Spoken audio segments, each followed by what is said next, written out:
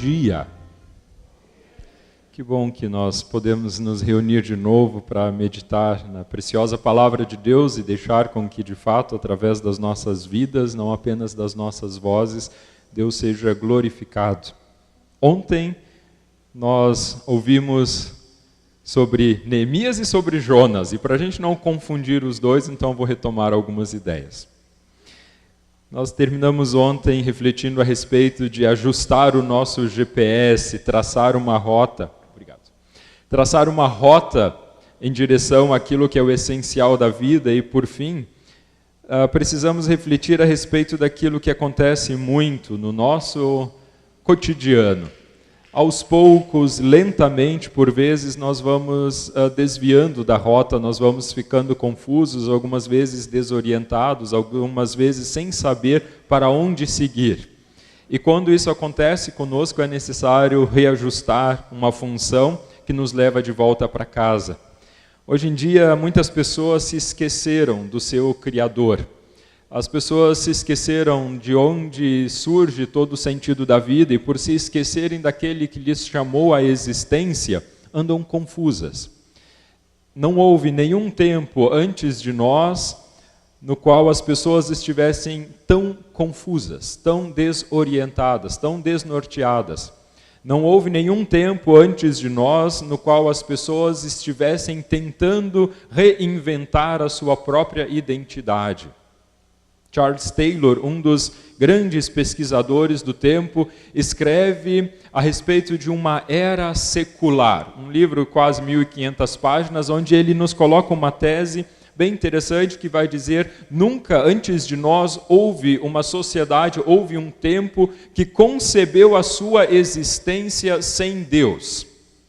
Isso vindo de um sociólogo, brilhante pesquisador internacional e ateu, isso nos deve alertar para algumas coisas.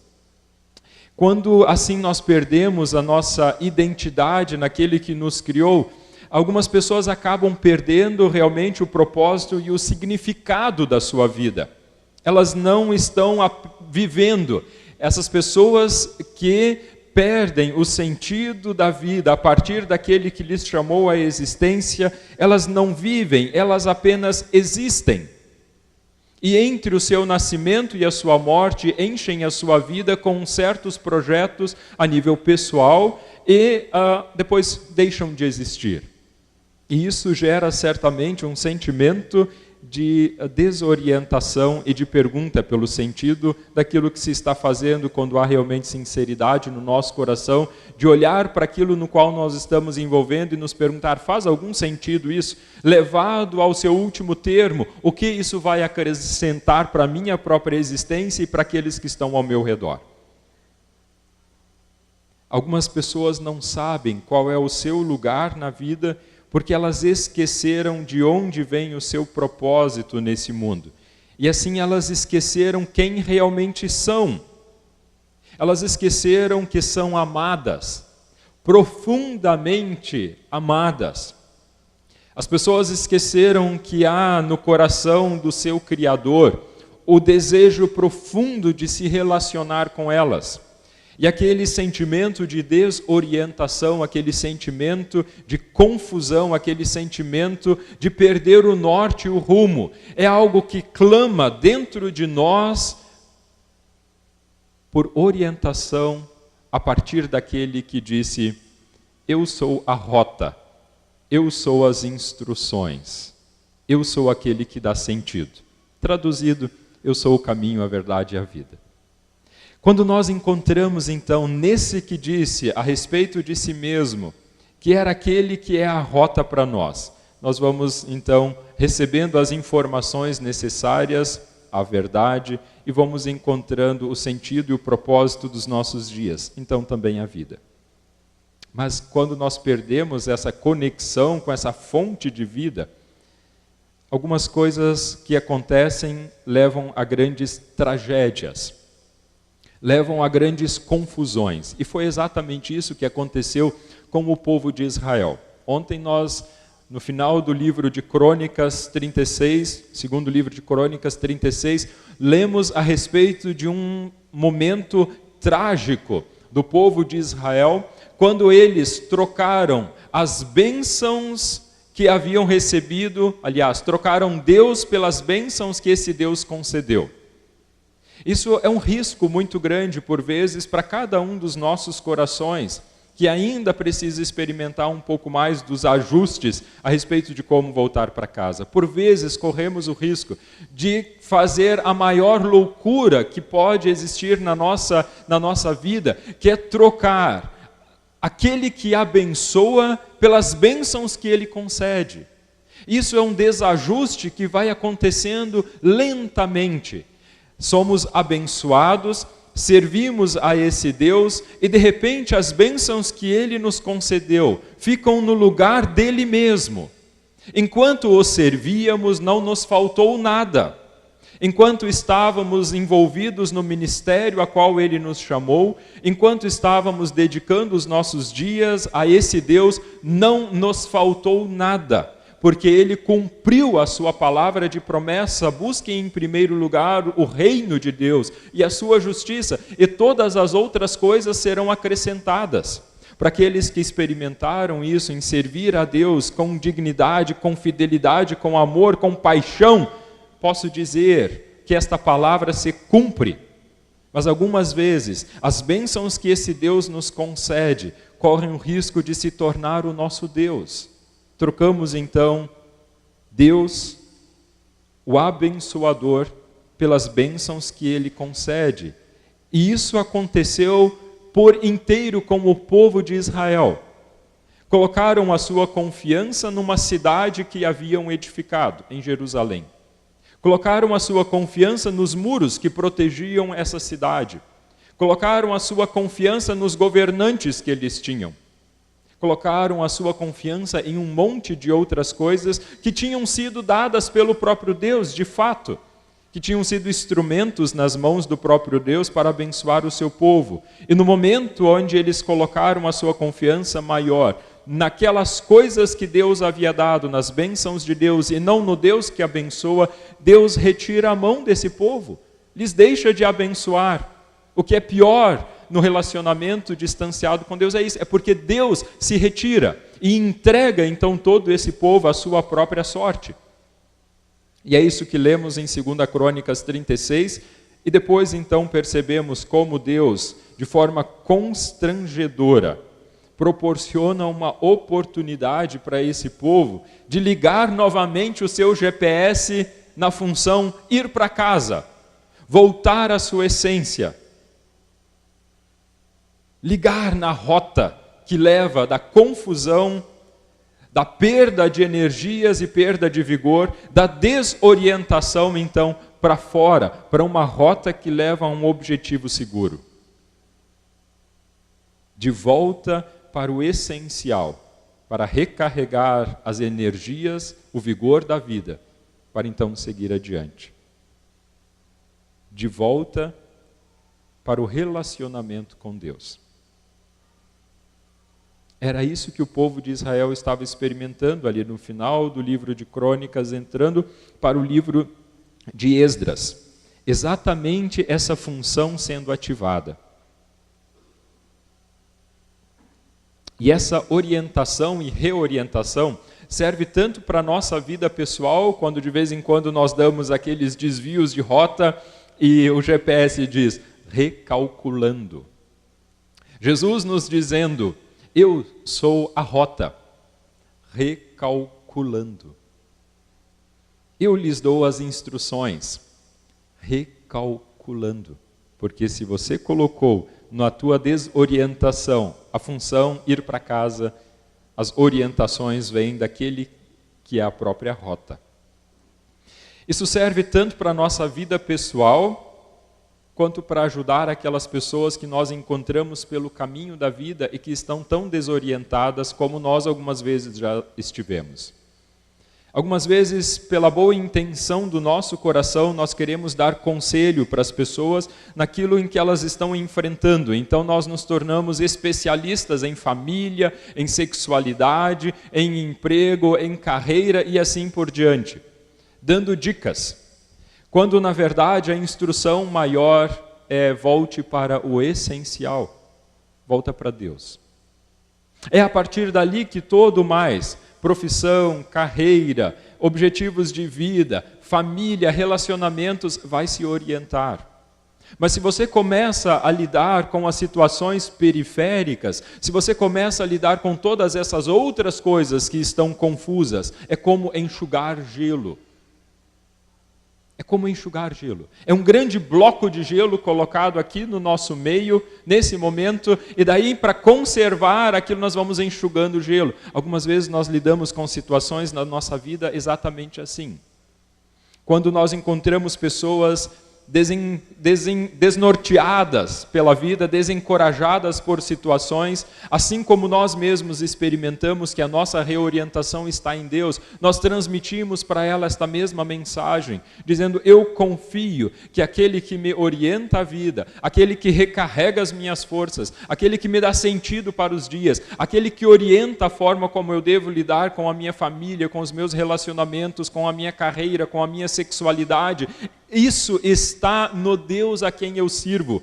É esse o objetivo, essa é a minha casa, é ali que eu me encontro, e a orientação eu recebo daquele que disse que era a verdade, aquele que nos dá orientações que levam a esse objetivo, e que me disse que é inclusive a rota para alcançar esse objetivo, e eu te convido a ir comigo. Respostas para a sua desorientação eu não tenho, mas tenho aquele que é a rota e que me dá orientações. E então, levamos pessoas junto conosco para seguir adiante. Quando olhamos para a história do povo de Deus, nós observamos lá em Esdras que houve uma mudança no cenário internacional. Um governante explorava, dominava, escravizava. O outro governante, Ciro, rei da Pérsia, tem uma política diferenciada que proporciona ao povo de Deus agora reconstruir a sua identidade. E o povo de Deus não olha para as situações ao seu redor como fruto do acaso. Eles olham para as situações ao seu redor como oportunidades de Deus. E é isso que está acontecendo no livro de Esdras. É uma oportunidade que Deus está dando para o seu povo para reorientar a sua vida. Ele lhes dá a oportunidade, então, de reconstruir a sua identidade, de reconstruir tudo aquilo que perderam. Foram escravizados, foram humilhados, foram destruídos, perderam tudo o que tinham, nem liberdade própria mais tinham, porque estavam agora servindo numa corte distante, num país distante. E a pergunta então agora é: por onde começar a reconstrução? E a resposta óbvia: pelo que é essencial, pelo que é mais importante, pelo relacionamento com Deus. E é isso então que Ciro, um rei persa ateu, vai ensinar ao povo de Israel. Quando vocês querem começar a reconstruir algo, quando querem reconstruir a identidade, quando querem buscar orientação para a vida, comecem pelo que é essencial, comecem pelo templo, comecem pelo relacionamento com Deus. E templo aqui não tem a ver com prédios, com estruturas, com paredes, com tijolos, com telhas e madeira. Templo aqui, nesse contexto onde nós estamos ali em Esdras, tem a ver com o relacionamento com Deus, a partir de onde então tudo o mais será acrescentado. Assim entramos lá em Esdras 1, nesse decreto de Ciro que reorienta o povo de Deus, que dá oportunidade, Deus dando oportunidade para que algo novo se aconteça, para colocar diante desse povo a oportunidade de buscar um relacionamento consigo, a partir do que é essencial.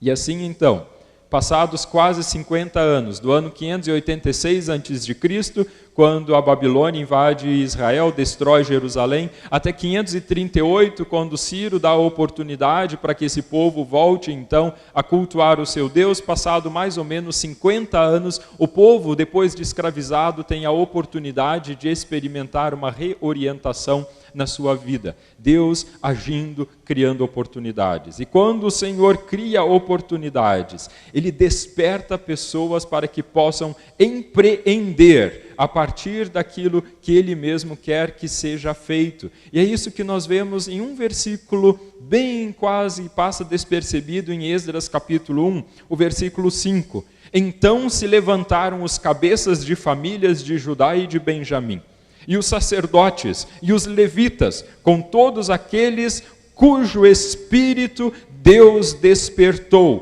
para subirem a edificar a casa do Senhor, a qual está em Jerusalém. E aqui eu quero destacar primeiro nesse ponto, então dando um passo adiante, seguindo a reflexão. Algumas vezes é assim que nós estamos envolvidos em situações que nos mostram que não somos os únicos desorientados, que não somos os únicos à busca da nossa própria identidade, que não somos os únicos confusos com relação ao objetivo, ao sentido da vida. E quando nós então temos a oportunidade de reorientar os nossos dias, porque Deus nos coloca essa oportunidade, como essa aqui, fantástica e especial, nem todas as pessoas são sensibilizadas por aquilo que nós, algumas vezes, somos tocados a experimentar. O que aconteceu aqui, então, é que, na verdade, quando Deus falou, quando Deus agiu, algumas pessoas se levantaram e disseram: eu vou junto, eu vou fazer, eu vou reorientar, eu quero experimentar isso. Então se levantaram os cabeças de famílias de Judá e de Benjamim. O que eu acho muito especial aqui é que não começou pelos sacerdotes, não começou pelos levitas. Antes deles, vem aqueles que eram líderes das suas famílias, que eram líderes do povo. É com esses que começou aquilo que Deus está colocando no coração. E depois, então, vieram os pastores e os missionários. Depois eles estão juntos, reorientando a vida, mas começa com aquelas pessoas que experimentam Deus lhes tocando no coração para que possam agora empreender, viver a vida, construir uma realidade, construir a sua identidade a partir daquilo que Deus mesmo quer. Agora, uma coisa que me chama a atenção, quando olho para esses textos e logo em seguida, então no capítulo 2, nós vamos ter uma longa lista em Esdras, capítulo 2, uma longa lista de nomes, é perceber que quando Jerusalém foi invadida e as pessoas foram levadas para o exílio, toda aquela nação havia sido destruída e foram centenas de milhares de pessoas escravizadas. Mas na lista do capítulo 2, passados 50 anos, nós temos uma lista mais reduzida de pessoas. São algumas milhares de pessoas, um número expressivo, quase 50 mil. Mas ainda é menos do que só a população de Jerusalém que tinha sido escravizada. Fora todo o restante do país e fora todos aqueles que ainda tinham nascido e crescido na Babilônia. Ou seja, mesmo diante de oportunidades que Deus nos coloca, são poucos os dispostos a seguir as instruções, a reorientar a rota. São poucos os dispostos a empreender segundo o coração de Deus. Alguns fazem, outros não estão nem aí. Desde a época de 500 a.C., quando essa história de Esdras nos está sendo narrada. Mas aqueles cujo espírito Deus despertou, esses ninguém segura. Aqueles cujo espírito Deus tocou para que façam diferença no seu tempo, na sua comunidade, na sua família, no seu convívio, esses que Deus tocou estendendo a mão de volta para abençoar, esses vão levar adiante o propósito de Deus. E é isso então que nós vemos acontecer. Alguns começam a empreender segundo o propósito de Deus, de fazer, de agir, de levar adiante um trabalho penoso e difícil. Mas esses, Deus mesmo tocou no espírito e ninguém lhes impede, ninguém segura. Se Deus colocou no seu coração querer ver situações sendo transformadas, se Deus está te incomodando para agir e querer ver Deus agindo, segue adiante, porque o Senhor tocou no teu espírito. Eu tenho orado para ver uma igreja evangélica de confissão luterana fiel às Escrituras. Eu tenho orado para ver comunidades olhando para além dos seus próprios interesses de manutenção e de administração e do bem-estar dos seus membros e olhando para aquilo que Deus quer que elas sejam. Eu tenho orado para que uma nova geração de lideranças nas nossas comunidades, indiferente da idade que tenham, se levante e se posicione como aqueles que Deus quer usar para transformar as realidades de destruição na qual muitas das nossas comunidades se encontram, enfeitando cadáveres. Eu oro para que Deus coloque de pé uma nova geração, homens e mulheres, segundo o coração de Deus, indiferente da sua idade, jovens, crianças, mulheres, idosos, dizendo para o Senhor: eu quero o meu nome nessa lista desses que estão à disposição para reconstruir a nação. É minha oração. E eu quero ver Deus agindo. Eu quero ver Deus pegando este povo nas suas mãos e como testemunho, quem sabe, de poucos dentre tantos, mostrando então que quando Ele toca, quando Ele chama, quando Ele estende a mão novamente para abençoar, nada lhes impede de agir. E eu tenho visto isso já acontecer.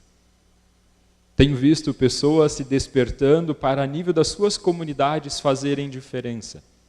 Para nível, além das suas comunidades, no seu trabalho concreto diário, discipulando pessoas, evangelizando, colocando o seu tempo e dons que o Senhor mesmo concedeu, colocando à disposição. Gente, que forma especial de louvor que nós tivemos aqui.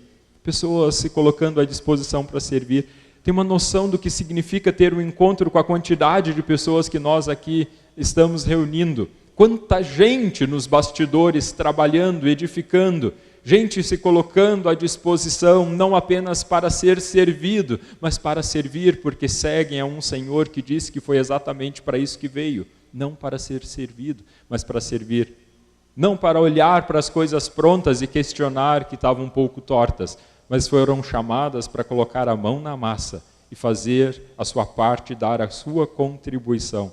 Quando nós nos colocamos à disposição desse Deus, quando Ele nos tocou o Espírito, quando Ele nos chama, então nós veremos Deus agir. Isso é muito bom.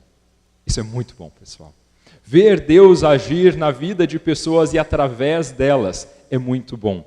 Não apenas a nível pessoal e profissional, mas também na comunidade da qual fazem parte, do trabalho diário que executam, na família na qual estão.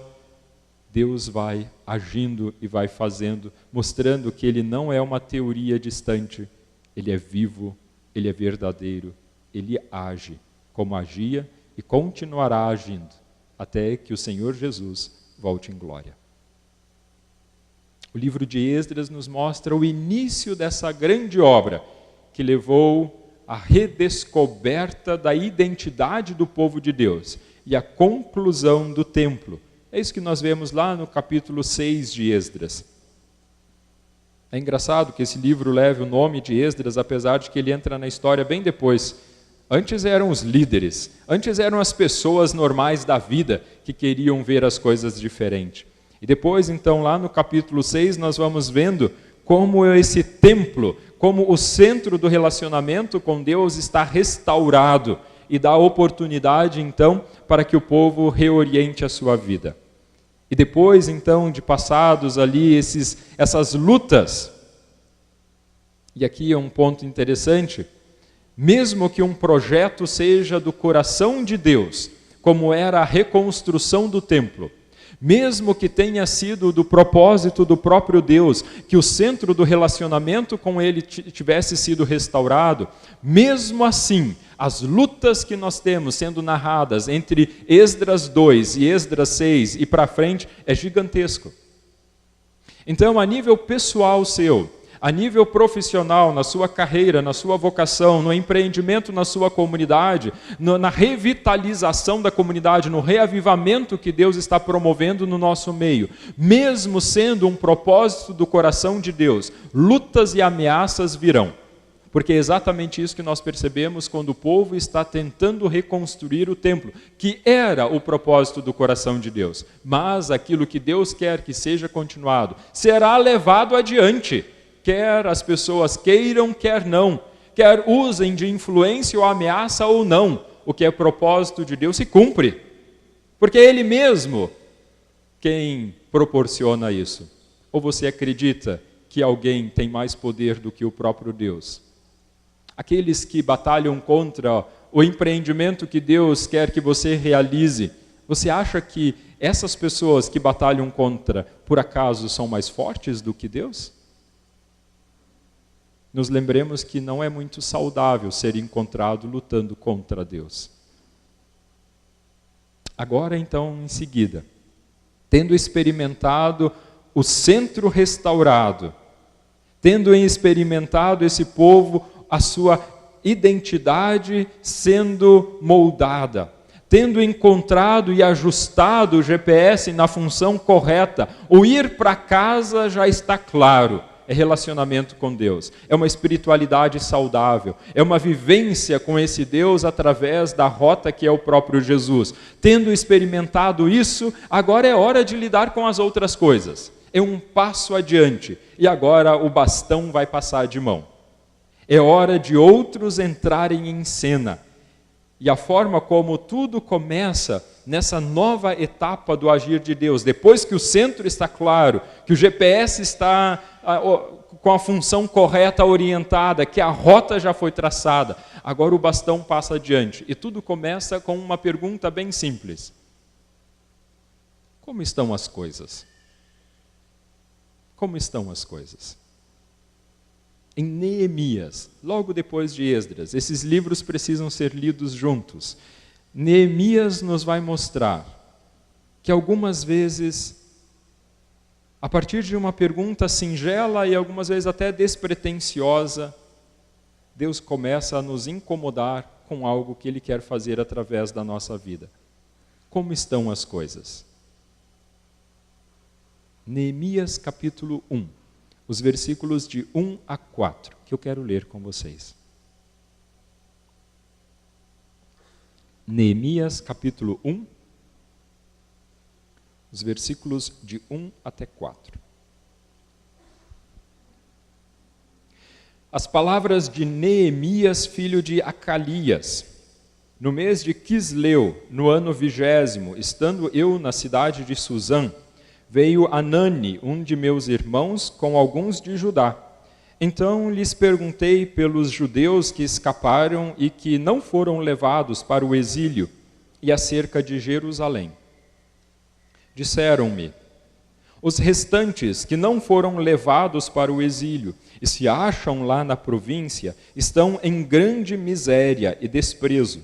Os muros de Jerusalém estão derribados e as suas portas queimadas. Tendo eu ouvido estas palavras, assentei-me e chorei, e lamentei por alguns dias, e estive jejuando e orando perante o Deus dos céus. Até aqui. Vamos lá, pegar etapas de novo dessa história. Lembrando que os anos antes de Cristo, eles são do maior para o menor, vão diminuindo. 586 a.C., a cidade de Jerusalém é destruída. 538 a.C., o decreto de Ciro possibilita que o povo possa retornar à sua terra.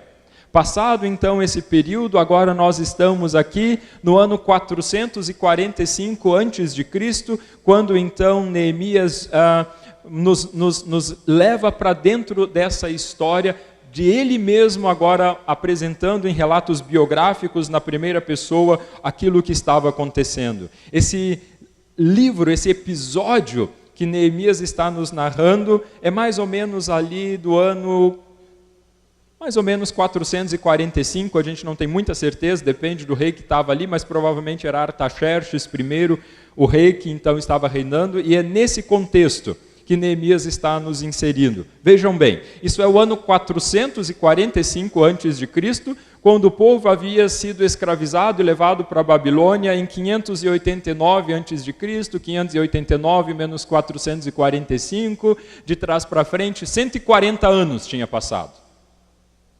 140 anos desde o momento, então, que o templo, depois de 50 anos, tinha sido edificado, mais ou menos 90 anos por ali, esse povo estava sendo escravizado, e ainda agora Neemias olha para aquela situação e diz: como estão aqueles que lá se encontram?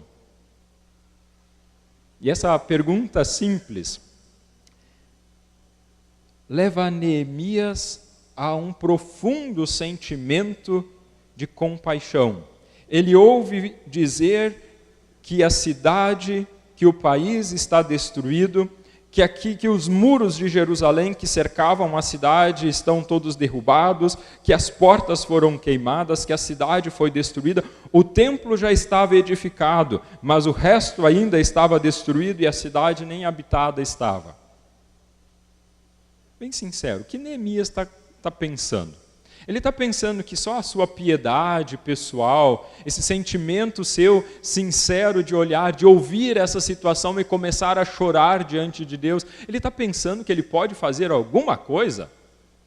Quem é esse homem para pensar que depois de 140 anos ele pode fazer alguma coisa em favor do povo? 150 anos haviam passado. Por acaso ele se acha melhor do que alguém?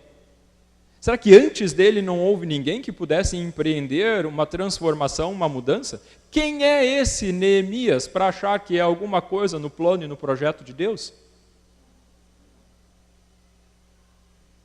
Pois bem, esse Neemias é alguém tão sensível para a situação de destruição na qual se encontra o seu povo, nessa identidade ainda confusa, ele é tão sensível para a situação real e concreta da vida das pessoas desorientadas, quanto é sensível para o seu relacionamento com Deus.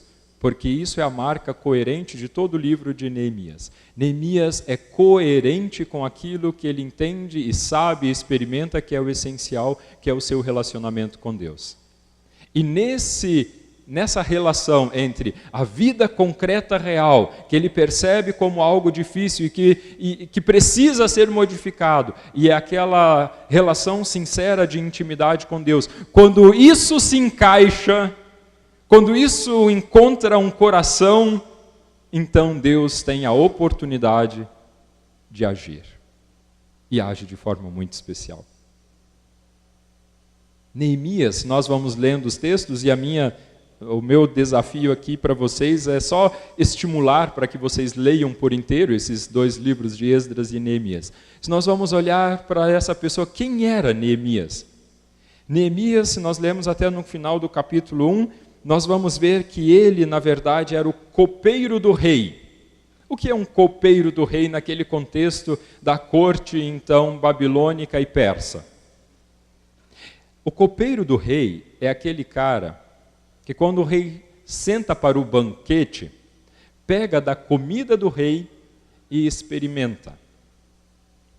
O copeiro do rei é aquele que quando entra a taça de vinho do rei, pega a taça da mão do serviçal, a experimenta, espera e daí entrega ao rei. O copeiro do rei é o cargo e a posição de maior confiança do rei. É o cargo de confiança porque ele sabe que esse homem coloca a sua vida para salvar e resguardar a vida do rei. É essa posição que Neemias tem. Neemias é alguém que vive um padrão de vida, um padrão social muito confortável. Ele vive na corte real. Ele tem à sua disposição a comida do rei. Ele tem uma das melhores casas para morar nas ruas de mármore daquilo que nós até hoje ainda temos nas ruínas das antigas capitais persas. Suzã é uma das capitais onde a monarquia persa passava o inverno. Neemias está nos mostrando que ele está no centro de influência e de poder da sua época. Na época do rei Artaxerxes. E ali, com essa posição, com os seus contatos, com as suas finanças pessoais, Neemias vai colocar a sua vida à disposição de Deus. É isso que ele está fazendo quando ele ora então a Deus, confessando que esse seu povo havia se desviado do propósito de Deus e agora então se coloca à disposição. Se há, Senhor, alguma coisa que tu queiras fazer através de mim, através dos dons que o Senhor me concedeu, através daquilo que eu administro, através da minha família, então, Senhor, aqui estou. Essa é a atitude de Neemias.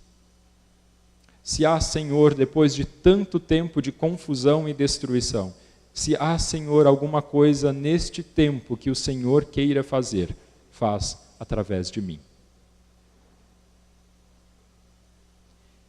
E é especial como Neemias nos mostra isso no seu texto.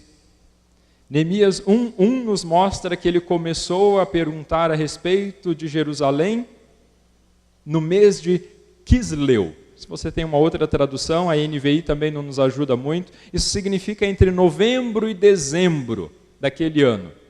Mês de Quisleu no calendário judaico é mês de novembro e dezembro.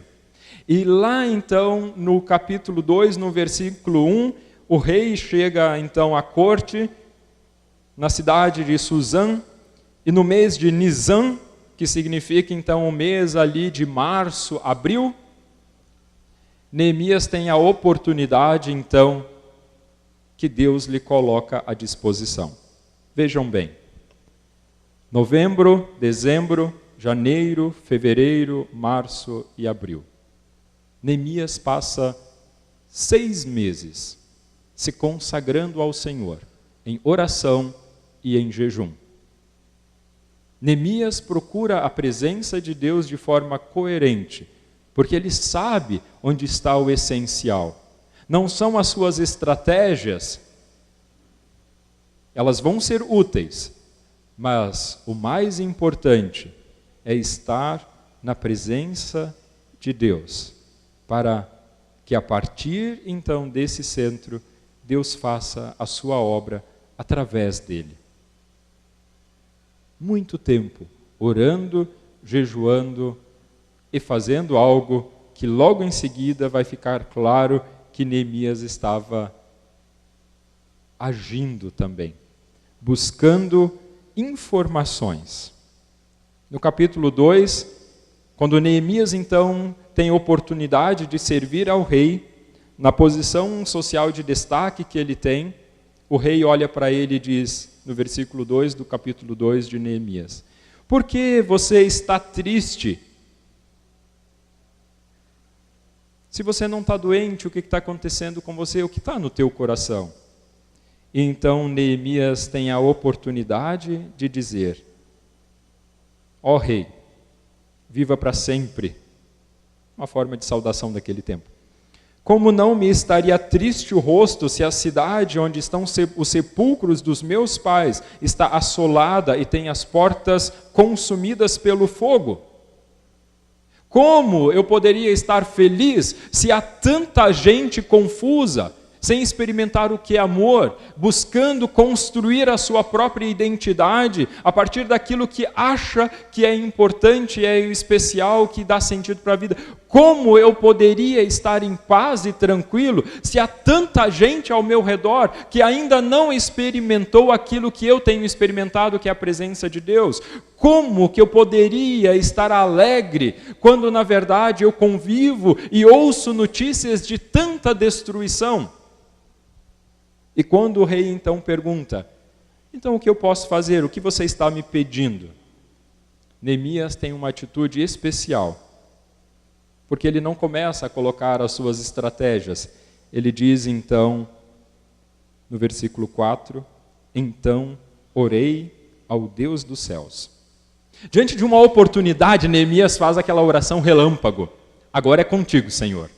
Agora fala, agora faz. Agora és tu na causa. Oração relâmpago. Nós temos que aprender mais dessas orações. Então Neemias agora mostra que a partir daquilo que ele estava vivenciando na presença de Deus, na entrega total a Deus, na sensibilidade para o relacionamento com Deus, enquanto orava e jejuava, ele então deixava Deus construir o plano, deixava Deus inspirá-lo para então fazer e falar. E ele assim então já logo diz para o rei, se é do agrado do rei, versículo 5, e se o teu servo acha mercê em tua presença, peço-te que me envies a ajudar a cidade dos sepulcros de meus pais, para que eu a reedifique. Ó rei, se é assim que o Senhor permite, então que eu reedifique, que seja através de mim que o meu Deus faça a obra. Ousado, não? É ousado esse Neemias. E logo, se a gente segue lendo o texto, a gente vai perceber que Neemias tinha toda a instrução necessária. Ele diz, me dá uma carta de recomendação para fulano que fornece a madeira, me dá uma carta para poder então eu ter livre passagem pelas províncias, porque esse governador estão ali, me dá então uma carta para poder aquela madeira que está em tal floresta seja usada para reconstrução, Ele tem todas as informações necessárias, ele se capacitou, ele buscou informações, ele orou, estava na presença de Deus e foi atrás de informações para poder então agir de fato.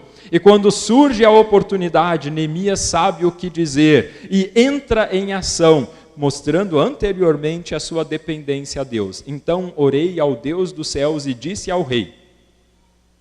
É aquela coisa que nós fazemos dizendo, então, Senhor, fala tu mesmo. Quando eu olho para essa atitude de Neemias, eu fico admirado com essa decisão e atitude dele de se envolver em uma situação que lhe tiraria da zona de conforto. Gente, vamos comparar. Ele morava na corte imperial do maior poder da sua época. Havia ascendido socialmente de neto de escravos para conselheiro pessoal do rei. É isso que o texto está nos dizendo. De neto, bisneto de escravo a conselheiro do rei. Essa foi a ascensão social que ele experimentou.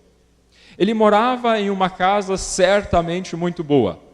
Comia da comida do rei.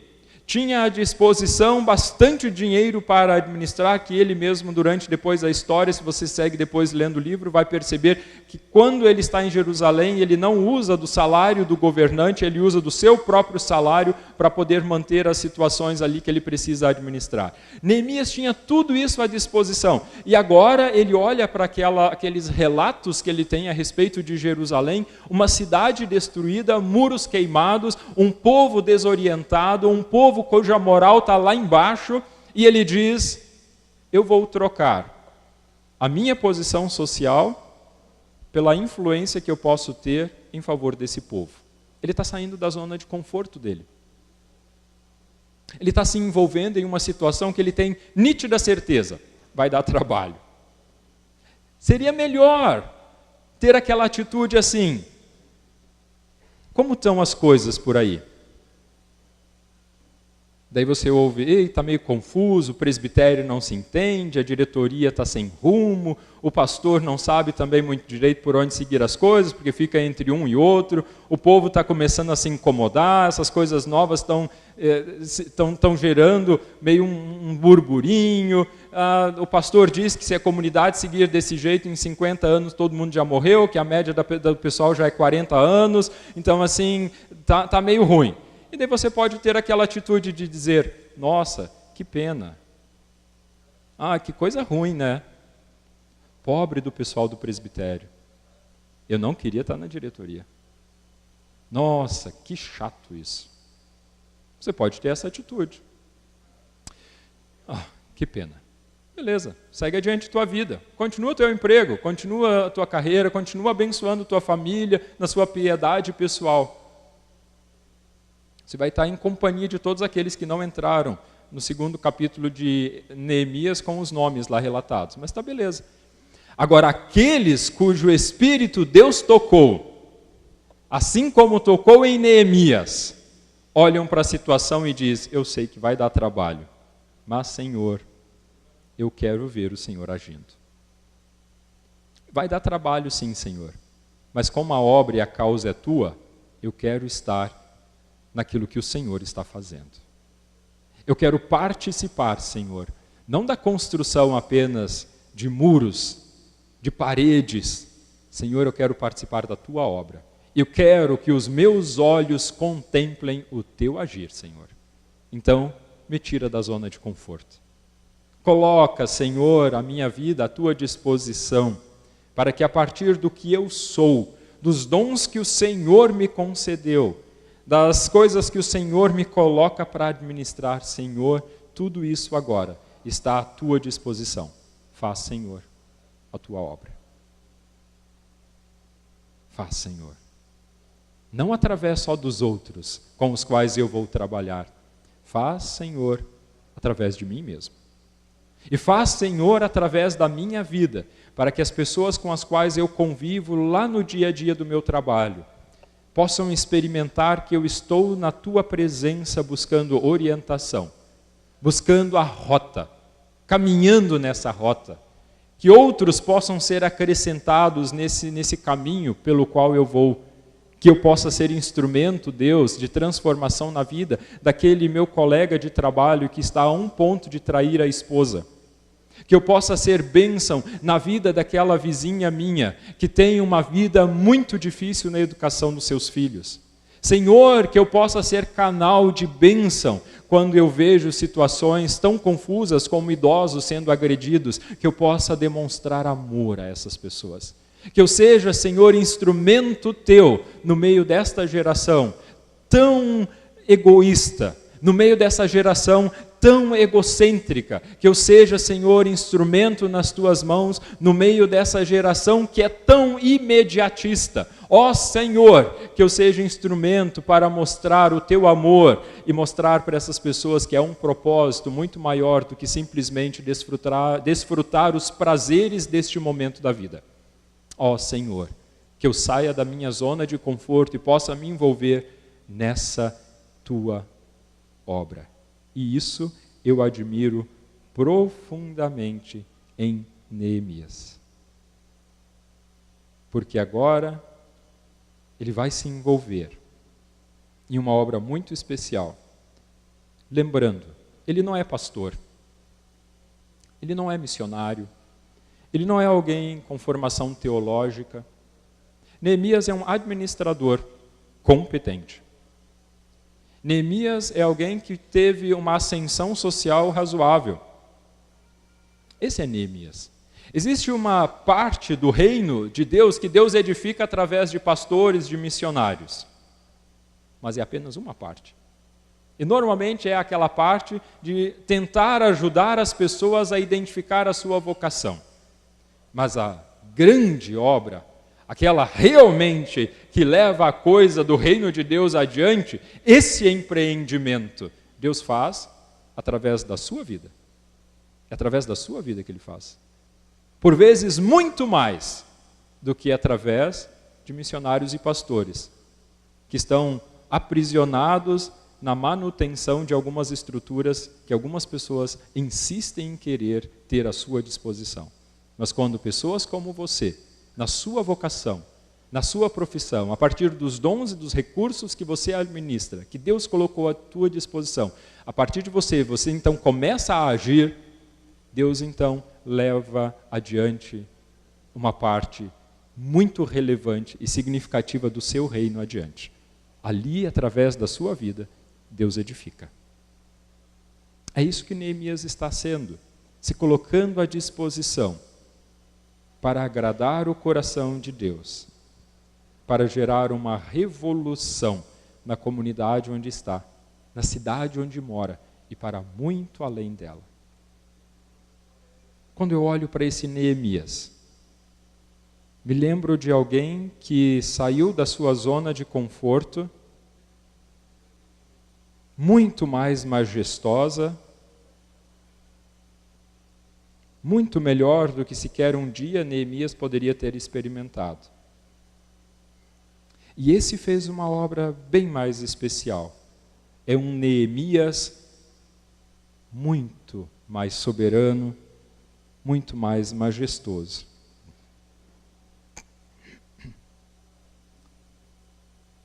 Ele nos libertou do império das trevas e nos transportou para o reino do seu Filho, do seu amor, no qual temos a redenção, a remissão dos pecados.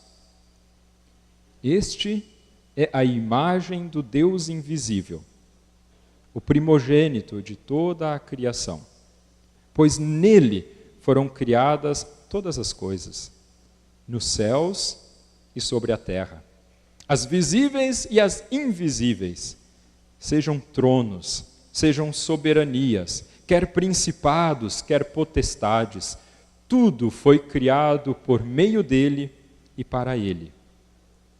Ele é antes de todas as coisas, nele tudo subsiste. Ele é o cabeça do corpo, que é a igreja. Ele é o princípio, o primogênito dentre os mortos, para em todas as coisas ter a primazia. Porque aprouve a Deus que nele residisse toda a plenitude, e que, havendo feito a paz pelo sangue da sua cruz, por meio dele reconciliasse consigo mesmo todas as coisas, quer sobre a terra, quer nos céus. E a vós outros também, que outrora erais estranhos e inimigos no entendimento pelas vossas obras malignas, agora, porém, ele vos reconciliou no corpo da sua carne, mediante a sua morte, para apresentar-vos perante ele santos, inculpáveis e irrepreensíveis. Se é que permaneceis na fé, alicerçados e firmes, não vos deixando afastar da esperança do evangelho que ouviste e que foi pregado a toda a criatura debaixo dos céus. Palavra de Colossenses, capítulo 1, nos falando que aqueles de nós que está com a rota orientada, naquele que disse, eu sou a rota, eu sou as instruções, eu te levo ao objetivo da vida. Quando nós caminhamos com Ele, é dessa obra que nós participamos, daquele que deixou toda a sua glória e majestade, todo o seu conforto eterno, e se envolveu conosco. Se envolveu nessa realidade ao ponto de entregar a sua vida em nosso favor. Quando nós nos envolvemos nessa obra de Cristo Jesus, na forma como Colossenses 1 nos coloca, esse é o alicerce sobre o qual nós construímos. E é nesta obra que você é chamado a se envolver.